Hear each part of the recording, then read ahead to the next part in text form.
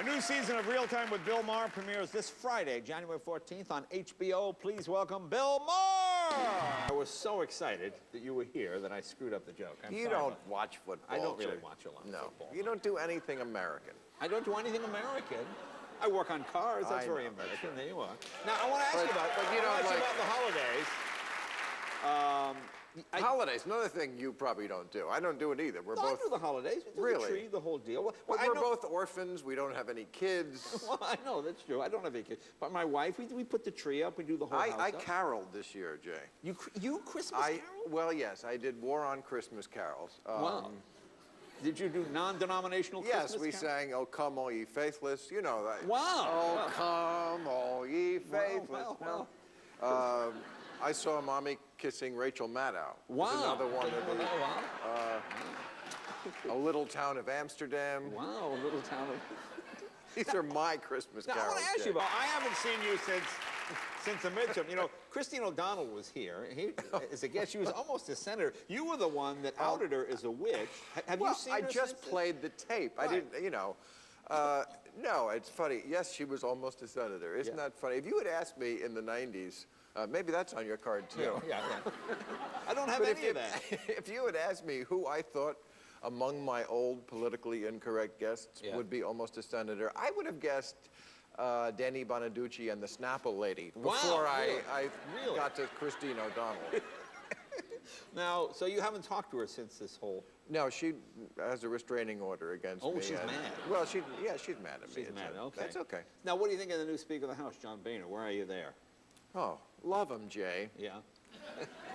Why would I not like that achievement-free tool of the extraction industries, John Boehner? Well, I don't know. That's why I'm asking. You know, these people, this new Congress, you know, I'll be the first to admit the Democrats are no prize. I mean, I'm not a registered Democrat because if I was, I'd always be resigning. Yeah. Because they'd always be pissing me off. But, I mean, to throw out the Democrats for the ideas that we know didn't work, you know, it's like, you know, it's like, gee, I'm a little tired of our babysitter. Let's leave the kids on the road tonight.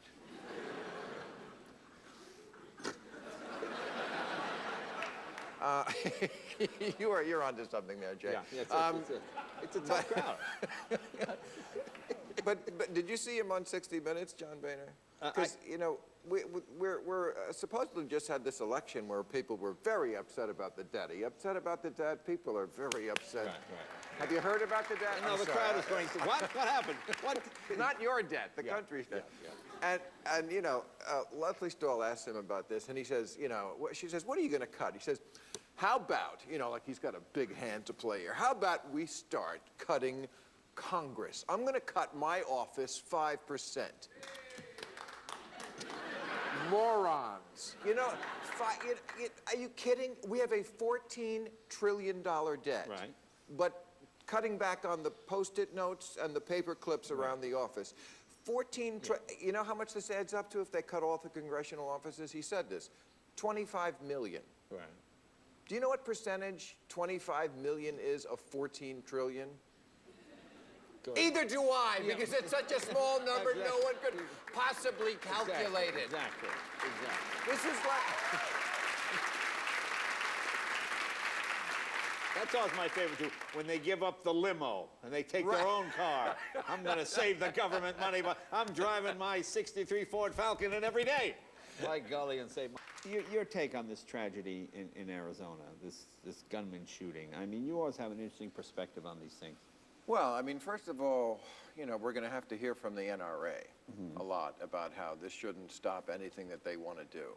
First of all, the NRA should just change their name to the Assassin's Lobby, because that's what they are. Yeah, you can applaud that. Somebody should applaud that. I'm so tired of hearing about the Second Amendment and the Constitution. If you love guns, just admit it like it's a vice. It's like alcohol or drugs or sex addiction or gambling. It's just a vice. It's something you like. It's not good for you or anybody else. You just like it. But stop the bull about the Second Amendment and the Constitution, because nobody needs a gun that fires 31 rounds. Yeah. That's what this guy had. Well, the Although interesting thing, you Sarah know, Palin needed 5 to shoot that moose that was basically on the end of the couch. Right. I mean, that was illegal. That big magazine was illegal. Then it became legal again. I don't know why it became legal again. Because if this guy had a, you know, the magazine, it fits in the bottom of the gun. But normally it's no bigger than the butt of the gun. And this one makes it extra long so you can get a number. He would not have been able to kill, if the original law had been in place, he wouldn't have been able to fire that many shots. Okay, but there's a much bigger issue, which is the psychology of this country, which loves guns. It's just a very armed country with a lot of crazy people, which is not a great combination. And somebody also should tell all these people, these NRA types, who think it's great to be armed everywhere. Arizona has one of the loosest gun rules in the country. You can, I think, carry any weapon concealed without a permit. They want every drunk in a bar to be armed in case a fight breaks out. And these guys always think that, you know, it's great to have a gun because if some bad stuff goes down, I'll be able to stop the bad guy. This is your fantasy, ass. You would never be able to do that. People have to be trained for months and months at a time. They have to really know what's going on to be able to stop something like that. If that really happened, they would probably freeze up and shoot the wrong person. So let's stop that fantasy also. And also, I think, how about the Democrats reclaiming this issue? This is the problem. I understand that the gun lobby owns the Supreme Court, and they own the Republican Party. What's disappointing is that they have cowed the Democratic Party into silence. There should be one party that sticks up for this issue. Not expecting it from this crowd, but some audience somewhere should stick up for this issue. Now, Roger Ailes said the Fox are going to scale back the rhetoric. Do you think this will last for any longer than a week or two? No, because that's the rhetoric they love. The right wing loves, the go-to rhetoric for them is, wouldn't it be fun to kill the people we disagree with? You know, they try to put across this false equivalence. No? Really? Then do you read? Have you seen what people have said?